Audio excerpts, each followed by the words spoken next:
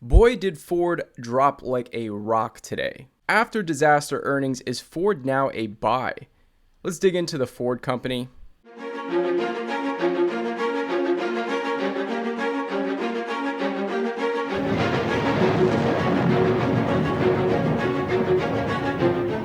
It's clear he realizes that the problems at Ford are substantial. We're not going to go over the numbers from the fourth quarter, but the main thing to focus on, what a lot of people are focused on, is the fourth quarter miss basically comes down to this. $1 billion in lost volume. Vehicles, 100,000 of which they did not make below their plan of building those vehicles. And another $1 billion was due to higher than expected costs. We lost about 100,000 units of production.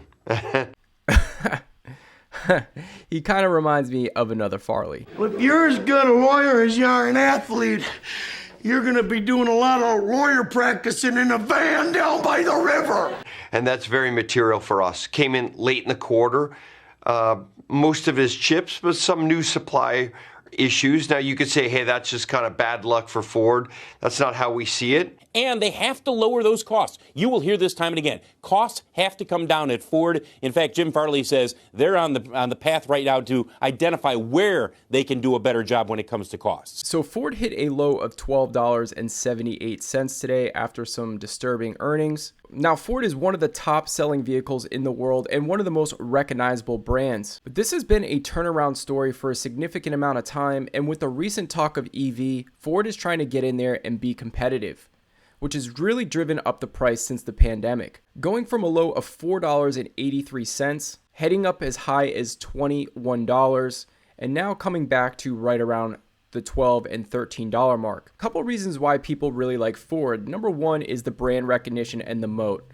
Number two is the fact that they pay a dividend. And a lot of people think that Ford was the first one to invent a vehicle, but that's not the case. It was actually Carl Benz on January 29th, 1886. While Ford wasn't the first one to invent the automobile, they did find a new way of manufacturing, and that is what we call the assembly line. So they made manufacturing more efficient. When we go to tipranks.com, we can see we get a price target anywhere from $19 to as high as $21. Pretty tight range here. 2 buys, 0 holds, and 0 sells. Well, until today, as analysts are now downgrading the stock. As the fourth quarter was pretty darn ugly, and most analysts are saying that their forward guidance is a little too aggressive. When we go through top line revenue, Ford really matured in 2018, doing $160 billion in top line revenue, and steadily declined from there on. Now, a few things I want to point out about Ford is that their profit margins are very, very slim, and this is a capital-intensive business. It's very rare to see companies like Tesla have the type of margins that they have, and that's what allows them to trade for such a premium. They had a full year net loss of $2 billion, attributable to special items adjusted for EBIT of $10.4 billion. Operating cash flow came in at $1.2 billion for the quarter. $6.9 billion for the year, and adjusted free cash flow came in at $2.4 billion.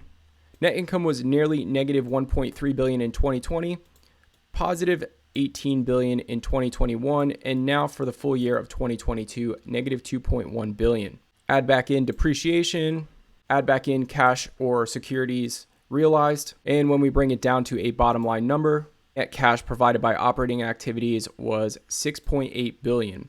Fairly weak over the last few years. When we look at cash equivalents, and restricted cash, we can see it's pretty much in line. When we look at the liabilities in Ford, definitely a concern here, as not a ton of cash on the balance sheet when we weigh it out to the liabilities. They do pay a dividend.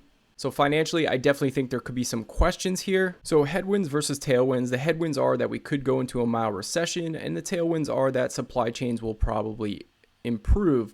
And that's where they're getting their optimism going into 2023. That they believe the supply chains will improve, and that was kind of what the knock was for this year.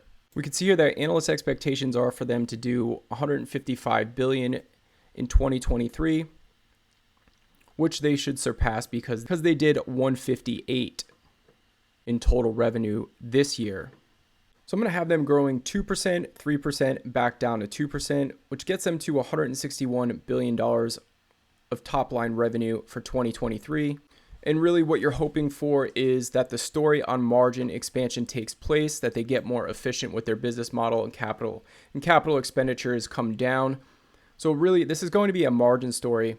Historically, they their margins are very slim, but I have them growing 7%, 8%, and 9%. And that's about in line with what they've done. When we look at valuation, we can see here that Ford is fairly cheap. We all know by going through the balance sheet, there is definitely a lot of liability here. From an EV to EBITDA, the industry and Ford itself trades at around a 10. So we're going to use 10 as an EV to EBITDA multiplier. So we get two price targets here. From a free cash flow standpoint, we get right around a $15 price target. And from an EV to EBITDA multiple, we get a $8 price target. So I'm going to say that $9 is probably, $9 to $10 sounds about right. And that's about where it's traded. Now, I want people to understand there could be a good chance that this dividend eventually gets slashed if they don't get margins under control. But once again, this is a company with serious brand recognition that sells a ton of cars. Very, very strong top line revenue. Now, this is for me to get a 10% rate of return, and I'm factoring in that the dividend stays alive, which would give me an annual rate of return of roughly a little over 14% with dividends reinvested. So I'm only looking for a 10% rate of return on this, and that's how I get a $8 to $9 price target. If I was looking for a higher rate of return with Ford, then obviously I need to be buying the stock much cheaper. As always, guys, appreciate your time. Thank you so much for spending it with me, and we will see you in the next one. Peace.